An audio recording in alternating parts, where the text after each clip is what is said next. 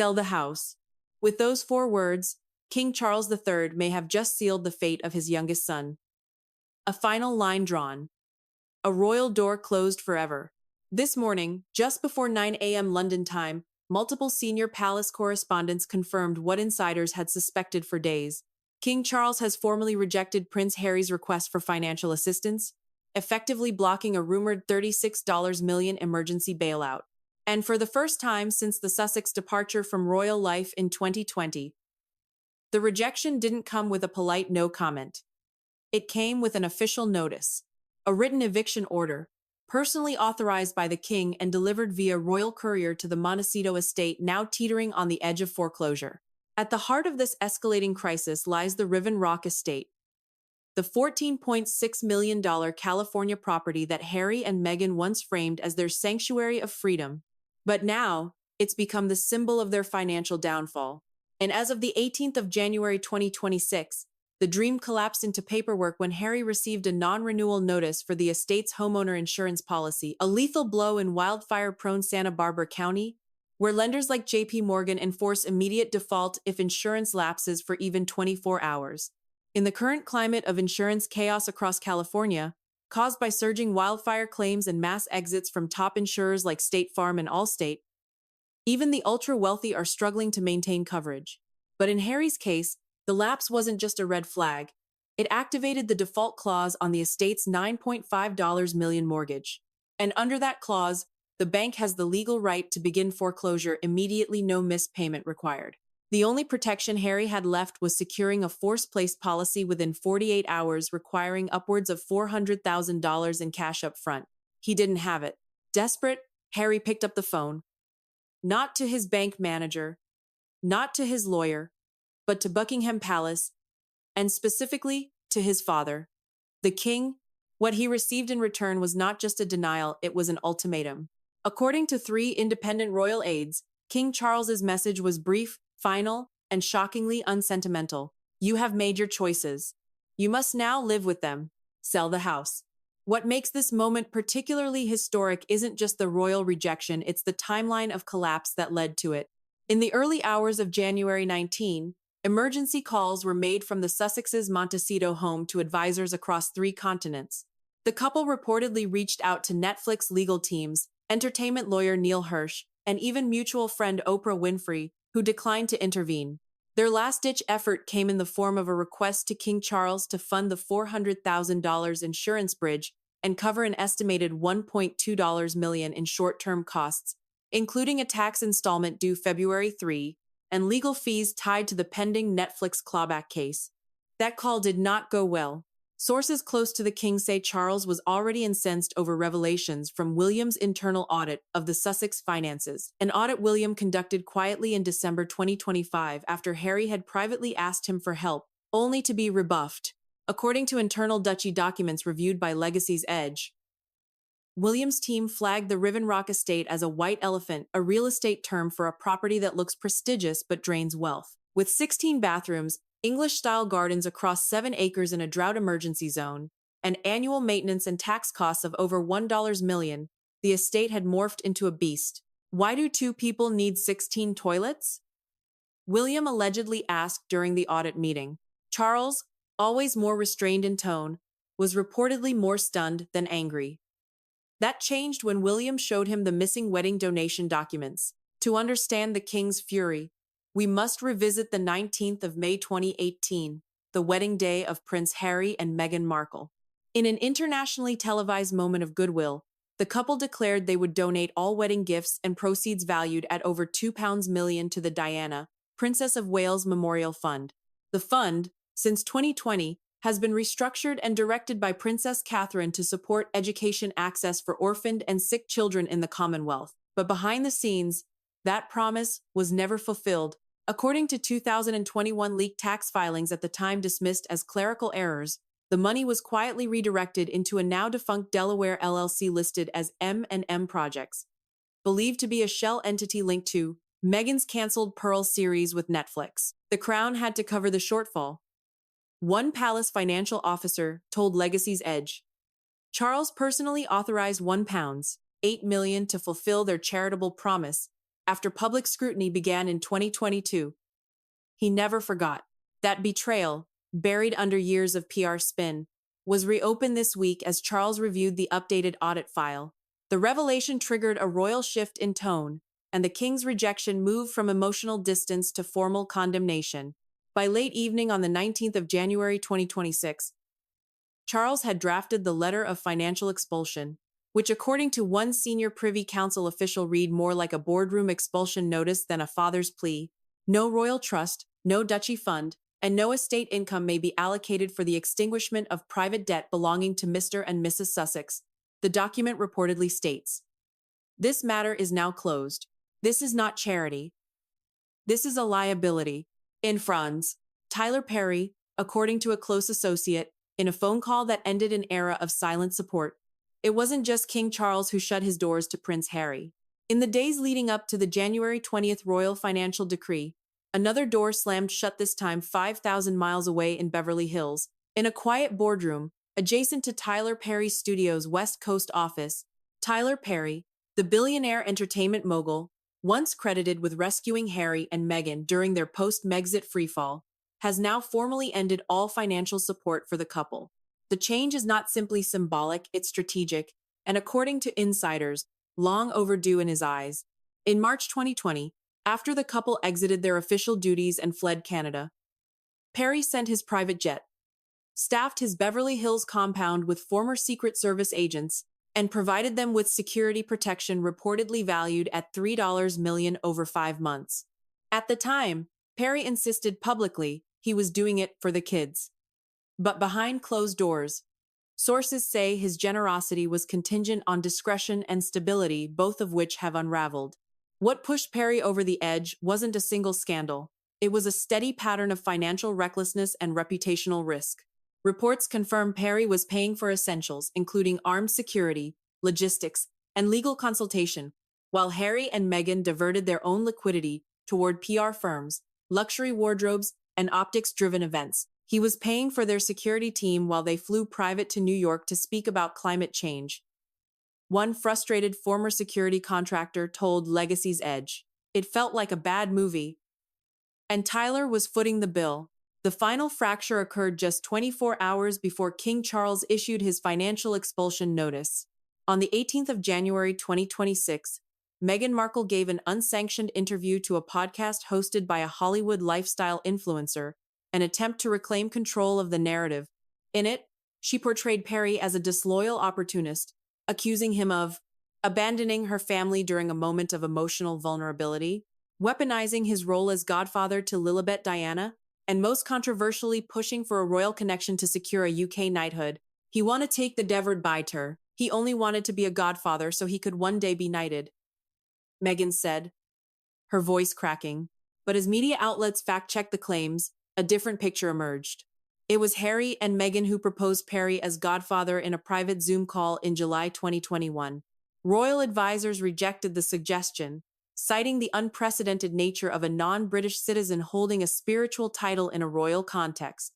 There is no evidence Perry ever requested honors, nor pursued diplomatic channels to that effect. Even worse for Meghan, insiders close to Perry released documents and travel logs showing that he had personally covered expenses ranging from Lilibet's first birthday party to security details during their Netflix documentary tour. The impression left was one of deep betrayal, not from the billionaire, but from the royals he once shielded. When Harry, panicked by the insurance lapse, called Perry seeking a short-term loan, he was met with cold clarity. "I'm not the bank of the Godfather anymore," Perry allegedly said. "You've defaulted on something more important than money. You defaulted on gratitude." Sources described the call as short, curt, and final. There was no extension granted, no further conversation scheduled. The silence that followed echoed across the Sussex camp. To the public, Meghan framed it as betrayal. But to Perry's team, it was accountability. "Tyler gave them everything," said one longtime Perry executive. "He kept quiet through it all." But when someone turns on you after you've written a 7-figure check and sheltered them from a world they claim to fear, that's not just betrayal. That's madness. Within days, the dominoes began to fall. The once sympathetic elite of Los Angeles entertainment began distancing themselves. At the San Vicente bungalows, the elite, ultra-private social club where Harry and Meghan once mingled freely, their names are now whispered warnings. They're radioactive, a studio exec told Legacy's Edge. Too many broken promises.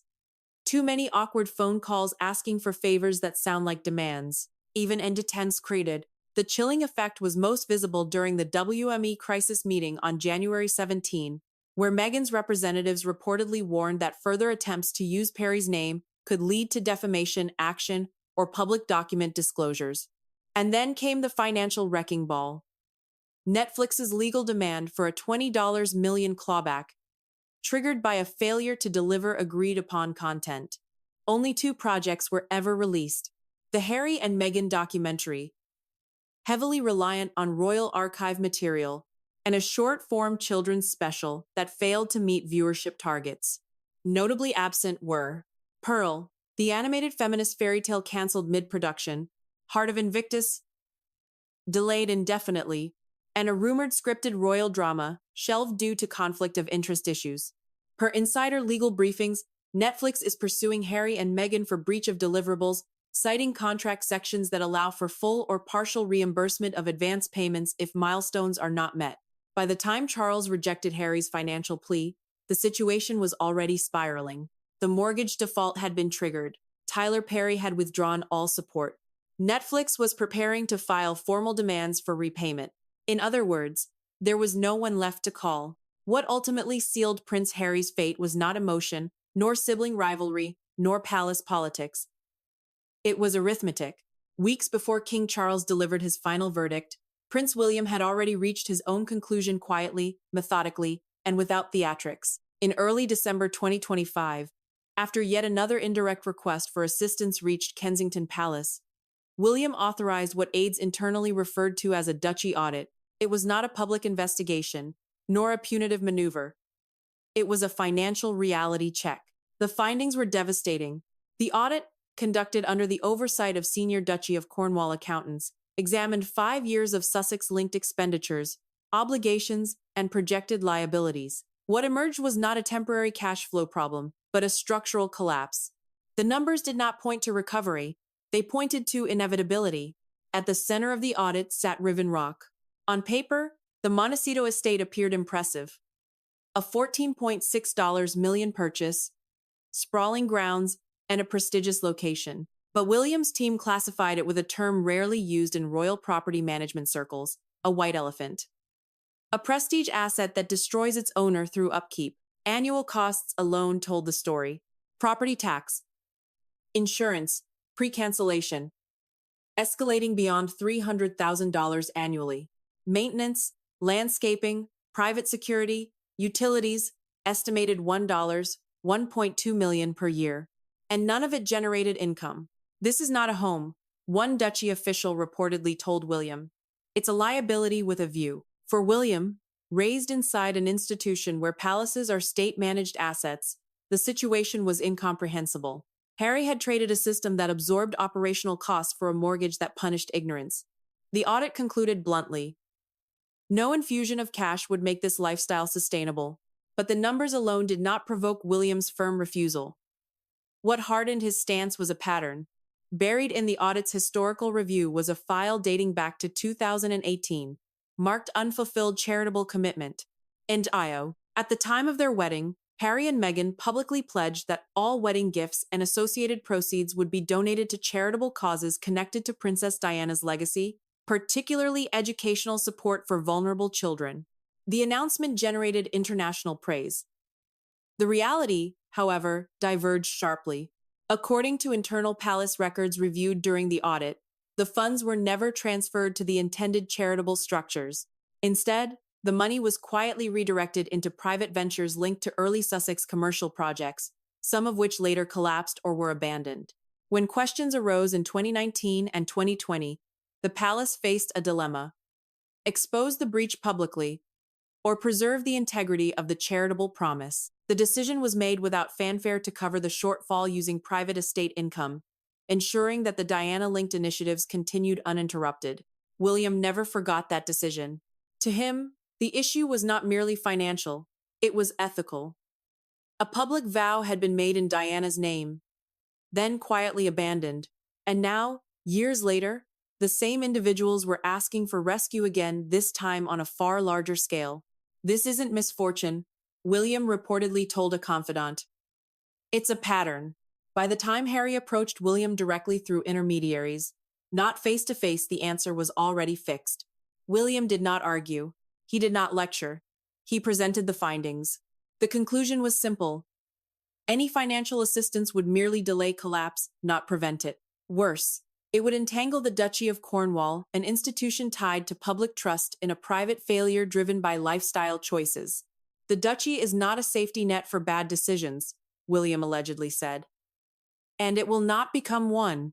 This stance was later echoed almost verbatim by King Charles. The audit was forwarded upward. When Charles reviewed it, alongside revived documentation of the broken charitable pledge, his remaining hesitation disappeared. The issue was no longer about helping a son. It was about protecting the crown from repeating a mistake it had already paid for once. William's refusal was not cold, it was final. And with that, the responsibility passed fully to the king. "We are not a rescue fund for reputational disasters," that Procian stated, senior royal household official. March 2023. To truly understand why King Charles's rejection of Prince Harry was not just personal, but institutional, we must revisit the defining case that shaped this royal policy. Prince Andrew and Sarah Ferguson.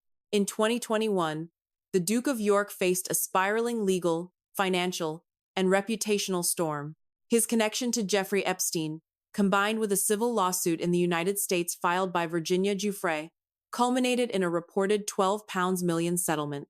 What followed behind palace walls was a crisis of principle. At the time, senior aides urged then Prince Charles to intervene. One option was for the Duchy of Lancaster to issue a silent bridge loan. Another was for private royal estates to absorb part of the cost. But Charles refused both. He insisted the monarchy must never be seen subsidizing scandal, no matter the bloodline.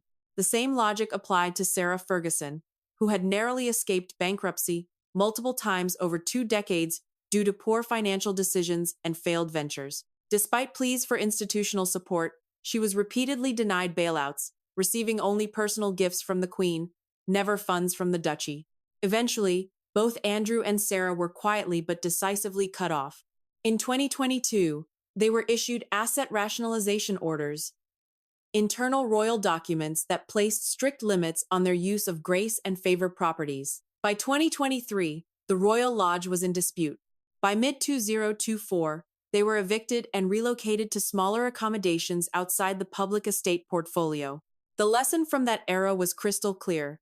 When reputational risk and financial collapse intersect, the crown will choose preservation of the institution over personal loyalty. By the time Prince Harry's debts began spiraling in late 2025, the crown had already codified this policy into internal doctrine. The 2024 Sovereign Grant Transparency Protocol, enacted after a parliamentary inquiry into duchy finances, prohibits the allocation of estate funds for private mortgage payments, debt settlements unrelated to crown duties, legal fees tied to defamation or personal litigation, repayments on failed commercial ventures.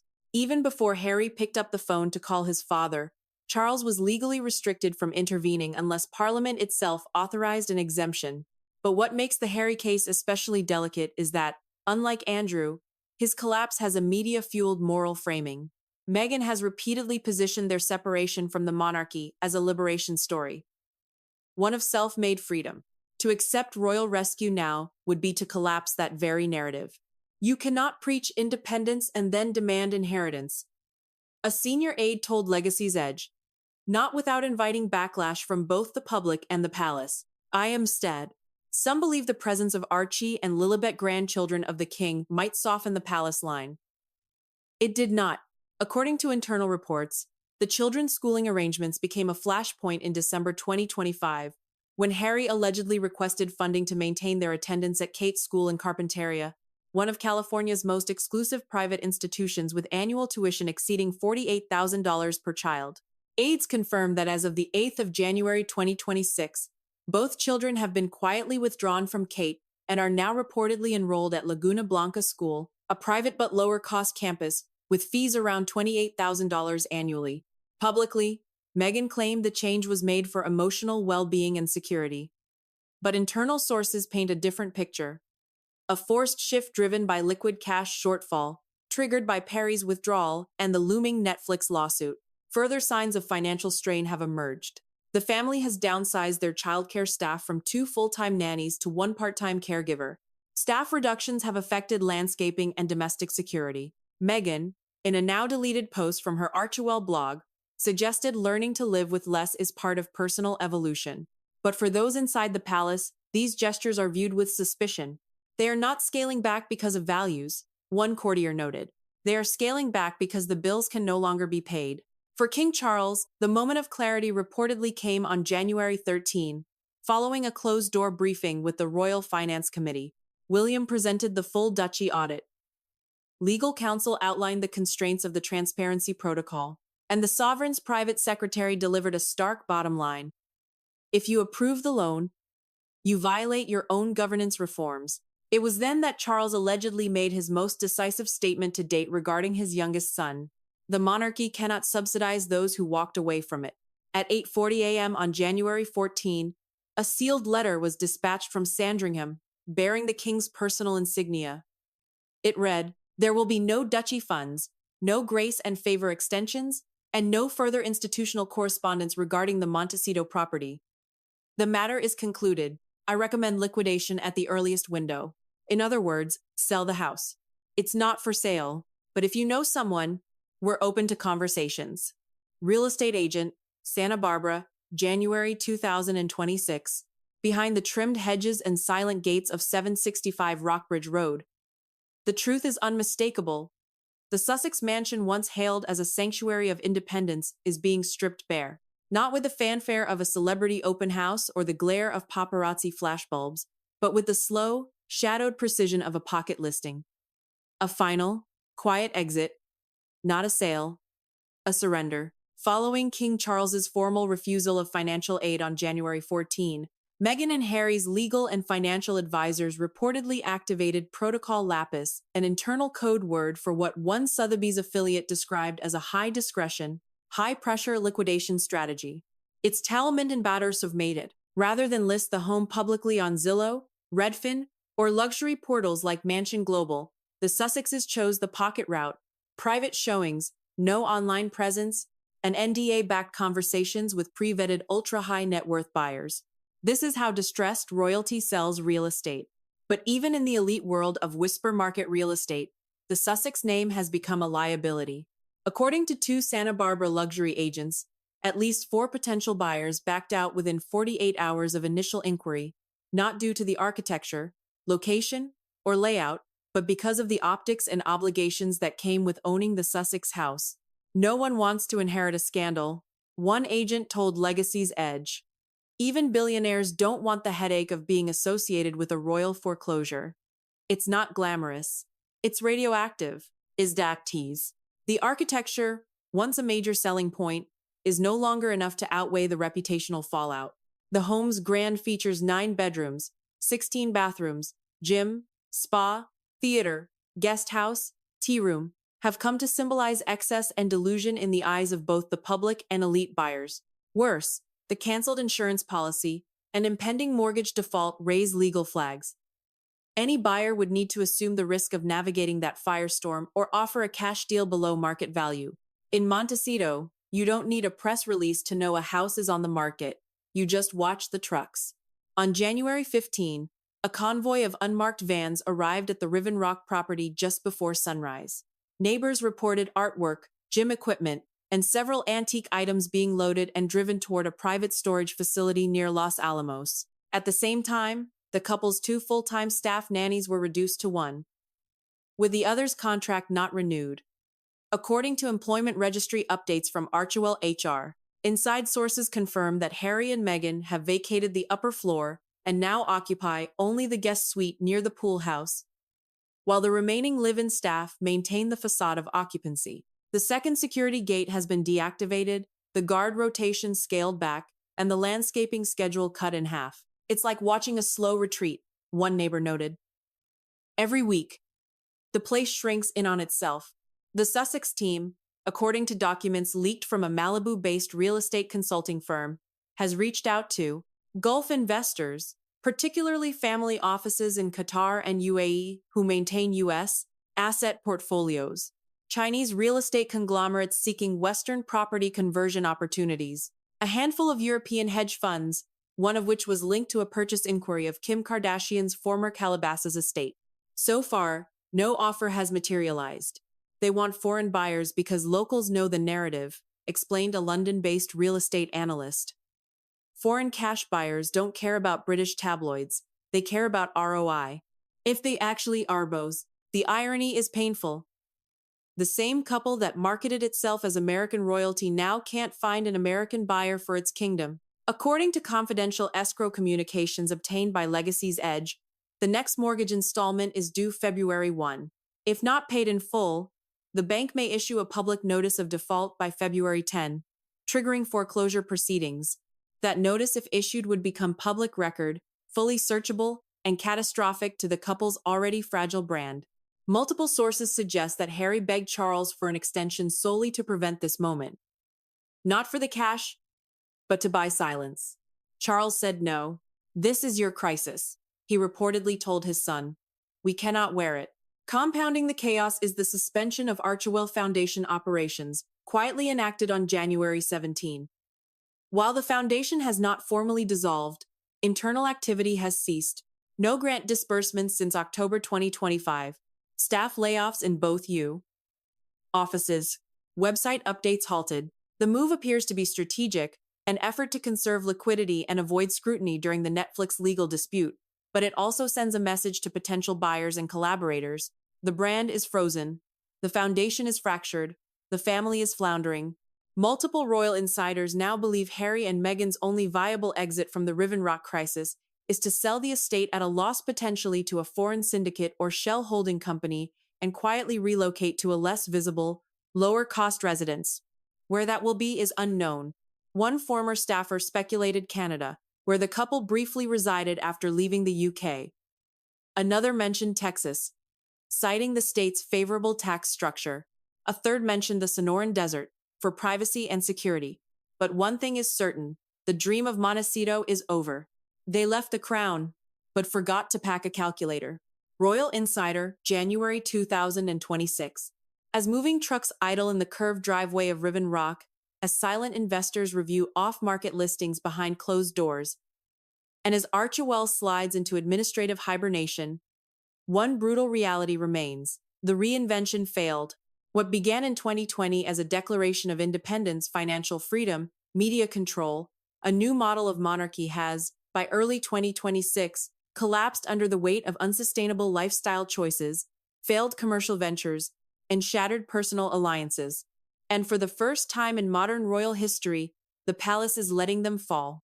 Unlike previous royal crises, from the Queen's handling of Diana's death to Charles's own public reckoning post-Camilla, this moment has produced no official statement from Buckingham Palace.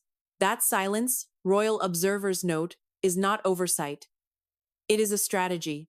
The refusal to comment is the comment, says Lord Pembroke, constitutional historian and former Privy Council advisor. Charles is telling the public, this is not a royal matter. This is a private failure. It does were indifferent redded. Multiple senior palace aides have confirmed that as of the 20th of January 2026, Prince Harry and Meghan Markle are no longer eligible for any form of discretionary support, nor access to official estate facilities, legal counsel, or security subsidies. And while their Duke and Duchess titles remain intact on paper, insiders suggest the option of Republican-style stripping of peerages is once again being discreetly discussed among senior parliamentarians should further legal or reputational collapses occur. Though he has remained silent in public, Prince William's position has hardened. After spearheading the duchy audit and refusing to finance the Netflix clawback or private education subsidies, his inner circle reports a sense of resigned finality. One close friend summarized William's stance simply, "You can't help someone who sees help as weakness." And in a rare moment of personal reflection, William was reportedly overheard telling an advisor, he chose the story over the family. Now the story's ending. And he wants the family to rewrite it. That won't happen. Though less directly involved, Princess Catherine has played a quiet but resolute role behind the scenes. As the formal patron of the Princess Diana Educational Fund, she reportedly refused to accept a proposal by Meghan's team to coordinate a reconciliation project under the banner of children's mental health. According to two sources, Catherine's response was respectful but firm. Promises were made and not kept. Children don't need slogans. They need stability. End quote. Her tone reflects a broader institutional position.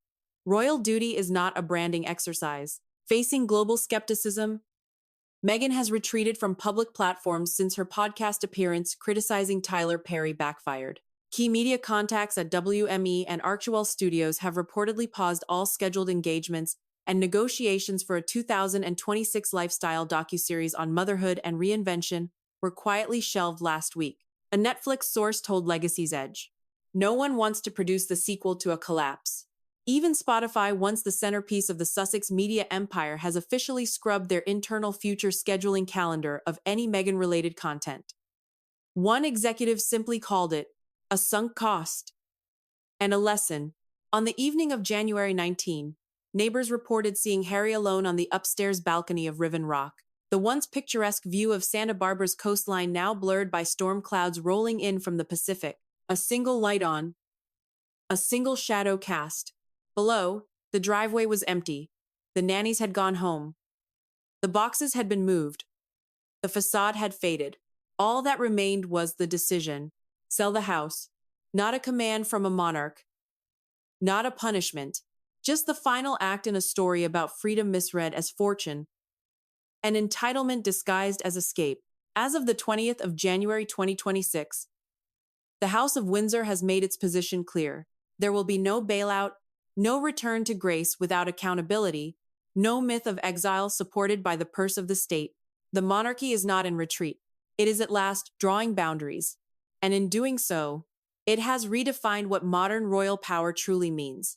Not control, but refusal. Not punishment, but silence. Not rescue, but clarity. Legacy's Edge will continue to follow the ripple effects of this landmark royal shift. Where the Sussexes go next, both physically and symbolically, remains unknown. But this much is certain. The crown doesn't chase runaways. It buries them in history and moves on.